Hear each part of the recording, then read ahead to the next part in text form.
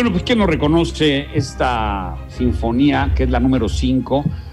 Hay quien, de forma incluso de broma, dice que es la de leche con pan, ¿no? Pero no, es una de las grandes sinfonías de Ludwig van Beethoven, nacido un día como hoy, pero de 1770 en Bonn, hijo de Johann, un tenor, músico también, que pues lamentablemente era alcohólico, y esto lo heredó un poco Ludwig van Beethoven.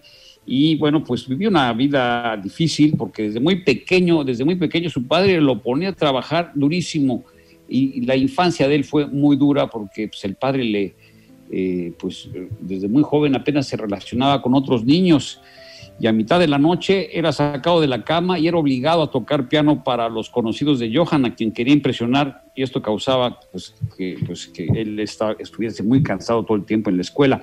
Es parte de la infancia de Ludwig van Beethoven, y pues su madre muere de tuberculosis, lo tuvo que regresar a Bonn para pues ayudar al mantenimiento de sus hermanos. Su padre también muere.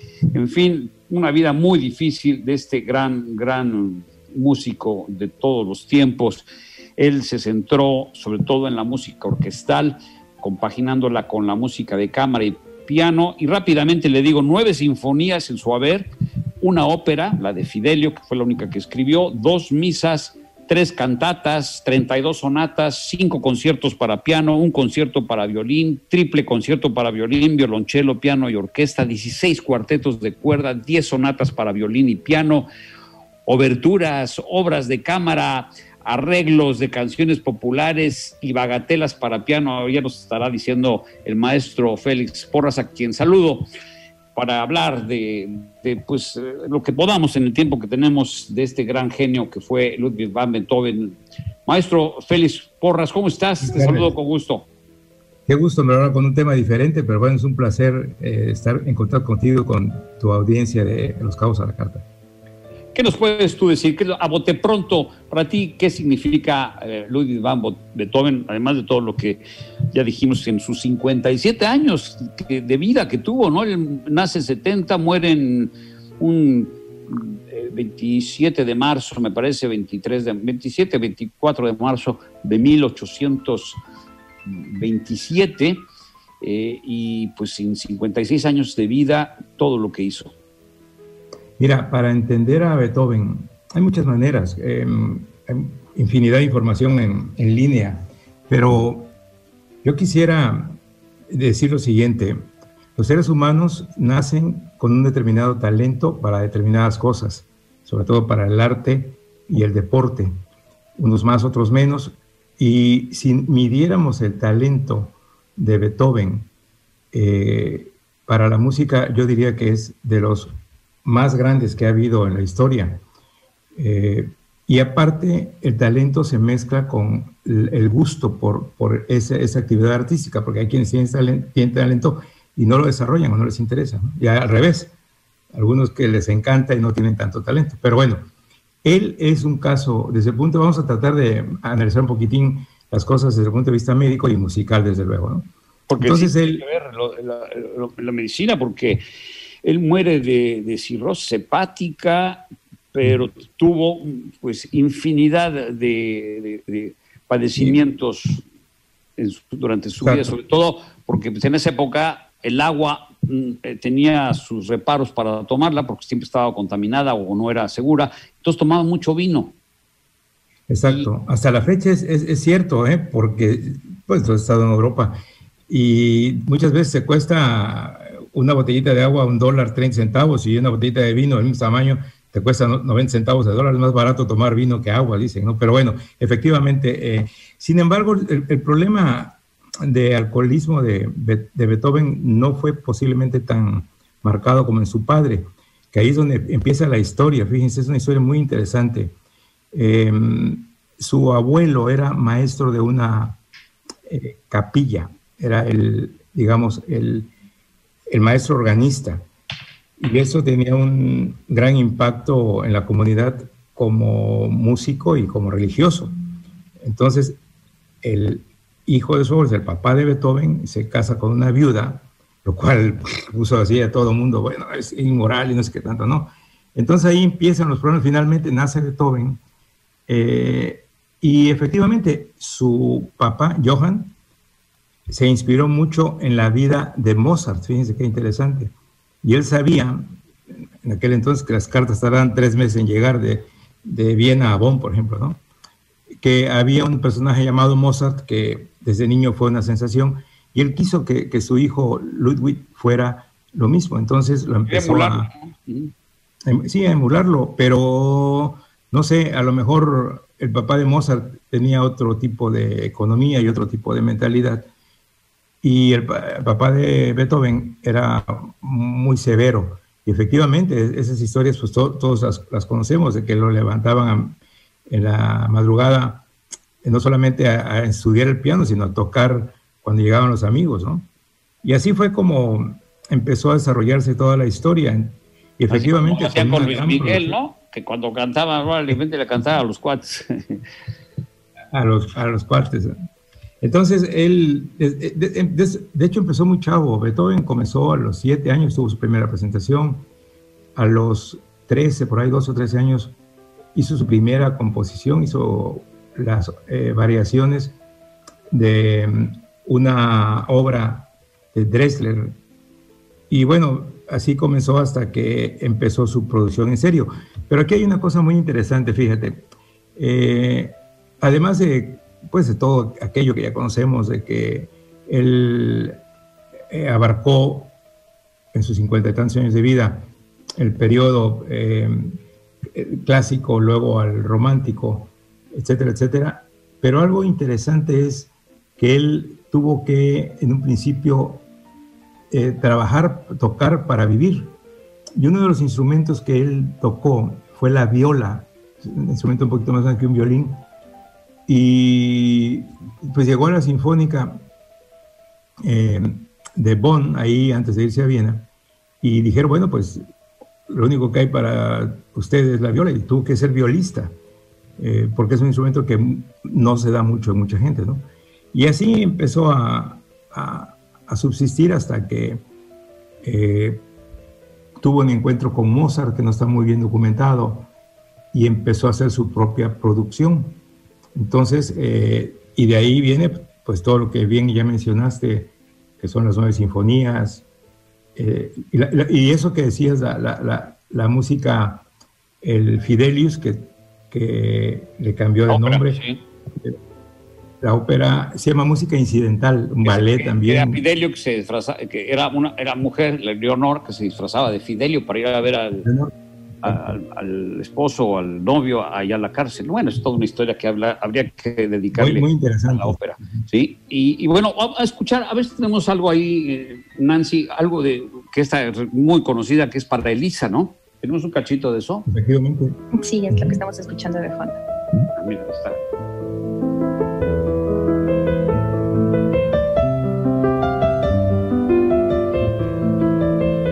¿Quién no ha oído esta pieza maravillosa? Igual la otra, ¿no? Que también a ver si podemos escuchar, es una de mis favoritas, que es la sonata 14, bueno, opus 27, pero realmente es mejor conocida como Claro de Luna. Sí, claro. Fíjate que es muy interesante, porque aparte de... Dinos. Aparte de su sordera, que hay por ahí una teoría que tampoco está comprobada, que fue por los golpes que le pegaba a su papá, y luego desarrolló una esclerosis ahí, fibrosis del oído, en fin. Pero aparte, Beethoven tuvo muchos problemas emocionales, tuvo una vida realmente dura. Nunca se casó, tuvo varios amoríos por ahí, inclusive con mujeres de la realeza y la condesa de no sé qué.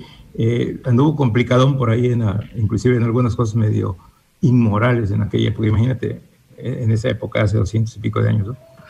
Y eso lo proyectaba en sus obras, ¿sí? Como es en la sonata patética, la sonata 8 para piano, en la cual, en el primer movimiento, que se llama En tiempo grave, se oyen unos acordes así fuertes. Si ahorita lo escuchamos, estamos escuchando. No tienes inconveniente. Sí. Ahorita me gustaría, antes de ir a corte y después para también escuchar un fragmento de esta patética, que es una sonata preciosa, la sonata número 8. Antes de irnos a corte, vamos a escuchar la última parte del cuarto movimiento. Son 4 movimientos de la gran Sinfonía Novena, que también conocida como la Coral, que es la primera vez que mete voces a una sinfonía y que pues prácticamente la creó estando completamente sordo. Vamos a escuchar esta parte final en alemán, que es de verdad increíble que alguien haya hecho toda esta música en su cabeza y después la dirigiera ahí en el Teatro de Viena el 7 de mayo de 1824, y él sin poder escuchar ni siquiera los aplausos que después le dieron y le tocaron el hombro para que volteara. Toda la gente con los pañuelos vitoreándolo por esta gran obra. Vamos a escuchar esta parte de la sinfonía, la novena sinfonía de Beethoven, por supuesto.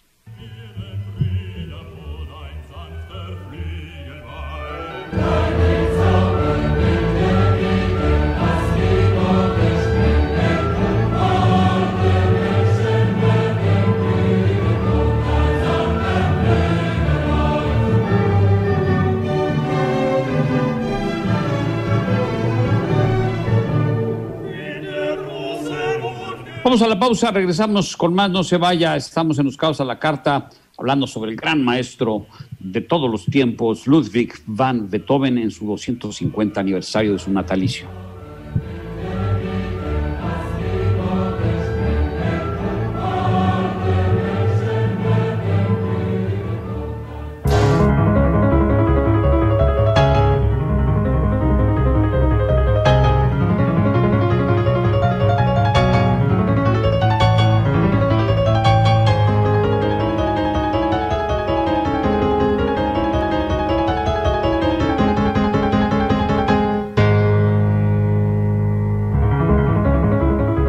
Impresionante, ¿no? Esta es una sonata, la 14, ¿no, Félix? Sí, efectivamente. No, son obras. Pero imagínense. No nos alcanzaría ni 10 días de programas todos los días, pero bueno. No, olvídense, es fascinante. Pero el mérito es esa fuerza que tenía Beethoven para lograr su objetivo. Él, además de un gran talento, tenía una gran determinación por lograr las cosas, una pasión por componer sus obras. De hecho, si analizamos la novena sinfonía, que es su máxima obra y posiblemente de las obras más grandes que se hayan escrito en la humanidad. Ahora, es el himno de la Unión Europea, ¿no? Exacto. Fue la primera, efectivamente, como bien dijiste hace rato, fue la primera sinfonía en la que él insertó voces fascinantes, con esos coros de 100 y pico de personas, ¿no? Que por cierto lo van a escuchar, si Dios quiere, el próximo año en vivo aquí, y después te voy a dar más detalles, ¿eh? Pero bueno, lo importante aquí es que él se valía de muchos medios. Él tenía un aparatito parecido a un estetoscopio, que se lo ponía en el oído y se lo ponía al piano. Él sentía los graves de los contrabajos, porque hay frecuencias que no se escuchan, pero se sienten, hasta me temblaba la panza, dicen, de los graves tan fuertes, ¿no? Y así con eso él escribía algo y ya sabía cómo se iba a oír, fíjate. Ahorita los compositores y todos los que nos da la locura por componer una canción, tenemos muchos programas en las computadoras y tú puedes ver cómo se veía el cello con los clarinetes o los contrabajos con el piano. Pero antes no había nada de eso. Los directores de orquesta tenían un grupo, el concertino, y tenían un grupo de músicos muy cercanos al director y probaban ciertas partes, ¿sí? Pero era tanta la experiencia y tanto el talento de Beethoven que él componía y ya sabía cómo se iba a oír. Entonces, imagínense en su cabeza estar escuchando las voces, los tenores, las barítonos, digo, las sopranos, los barítonos, los bajos, y todo en su cabeza, y a escribirlo, ¿no? De hecho, esa obra tiene todos los registros de voces, desde el soprano, alto, tenor y barítono, y bajos también. Sí, pasando por mezzosoprano, contralto, es un rango de notas increíble, fascinante. Oye, hay otra anécdota de la sinfonía número 3, la heroica famosa, que él la compuso por ahí de 1804, 5, se la compuso en honor a Napoleón, que lo admiraba cuando Napoleón empezaba a hacer sus conquistas, pero cuando se autonombra emperador, Beethoven se enoja y le quita, lo borra de su tercera sinfonía, que era la heroica, ¿no? Y lo quita porque era muy correcto. Eso fue en 1805, efectivamente, él admiraba mucho. Yo comparo un poco esa sinfonía como la sinfonía de Tchaikovsky, ¿te acuerdas? La de los cañones, la sinfonía. Y fíjense que cuando Beethoven decía algo, era muy enérgico en sus afirmaciones y no le importó que fuera Napoleón Bonaparte. Fíjate el tamaño del personaje, y lo borró. Dijo, y lo quitó totalmente de la figura de la partitura, sí. De la partitura. Entonces, pero el mérito de Beethoven es que aún con su enfermedad, imagínense, la novena sinfonía la empezó a componer en 1816, y estamos hablando que 7 años más tarde la estrenaron. Se estrenó en 1823. ¿A qué edad él comienza a perder el oído? A los 40. Bueno, él empezó con problemas desde muy temprano de la edad, pero la sordera fue progresiva, y yo creo que posiblemente el 30% de su producción de piano ya fue con muy poco sentido del oído. Gracias. Pero bueno, en el piano él por lo menos podía imaginarse las notas, se acercaba, de repente tenía maestros violinistas que le acercaban el violín y ponía el oído y lograba percibir algo, ¿no? Pero para percibir una orquesta y los coros, no, es algo realmente inédito. Totalmente pues inverosímil, ¿no? Si tú te lo cuentas, sobre todo en esa época que había muchas carencias de todo tipo, de higiene, de salud, y él con todo su dolor, con toda su soledad, porque además él se alejaba de la gente porque no lo entendían, encerrarse y a ser creador es un ejemplo de pundonor y de gran disciplina, ¿no? De muchas cosas, de un gran talento, de una gran determinación, de mucho cariño, de mucho amor a lo que uno hace, y bueno, y la prueba de todo eso se ha comprobado a través de los siglos, ¿no? 250 años de admirar su obra. Él tuvo ya en etapas tardías de su vida, de hecho hay varias películas, hay una muy interesante. Él tuvo como compañía un sobrino, que por cierto fue motivo de un pleito por ahí ilegal, porque no se llevaba bien con su hermana. Su sobrino se llamaba Carlos, o Carl con K, y él lo acompañó en sus últimas etapas de la vida, en los últimos años de su vida, y efectivamente empezó a tener su barriguita muy hinchada. Lo que tenía era citis por hasta sífilis creo que tuvo, mano. O sea, tuvo hepatitis, tuvo cirrosis hepática, el hígado lo tenía enorme. Oye, pero a ver, vamos a escuchar un poquito esta que nos decías hace un momento, que te gusta mucho, que es la sonata número 8, la Patética. La Patética, correcto. Vamos a escucharla.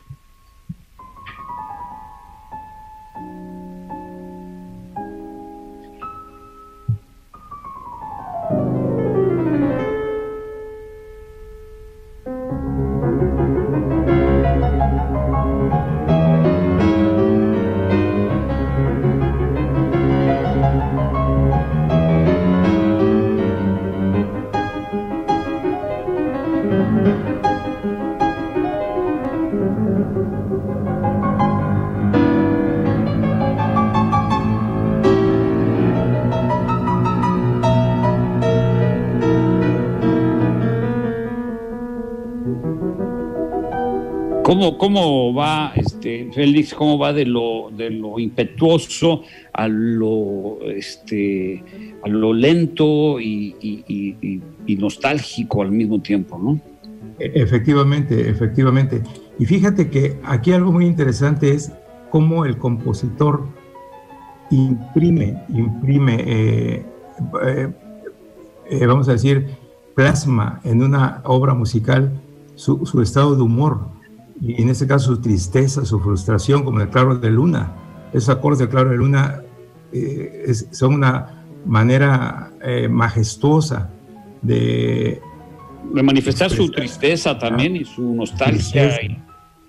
Sí, sí, al sí, mismo tiempo esa energía que imprime también en otros acordes, que pues no cabe duda que él remarcaba para que los que interpretaban esto pudiesen transmitir lo que él tenía dentro de su alma, ¿no? Porque ni siquiera en el corazón, es algo muy de adentro de Ludwig van Beethoven. Sin duda, mucho que platicar desde el punto de vista artístico, psicológico y humanístico, porque curiosamente, después de toda esta frustración, estarás de acuerdo conmigo, busca pues interpretar este poema, esta oda a la alegría de Friedrich von Schiller, un poeta alemán que en 1790 y tantos escribió esta oda a la alegría y le pone música, que es precisamente la 9ª Sinfonía. Efectivamente. Que vamos con ella a terminar, si te parece, Félix. En español vamos a hacerla, es una versión de Miguel Ríos, español, pero que podamos entender lo que dice antes de irnos, y te agradecemos mucho, y ya tendremos más tiempo de platicar de música y de las vacunas más adelante. Félix, muchas gracias. Gracias a todos. Nos quedamos con Miguel Ríos, de Waldo de los Ríos, esta versión de la 9ª Sinfonía de Beethoven, la última parte. Perfectamente.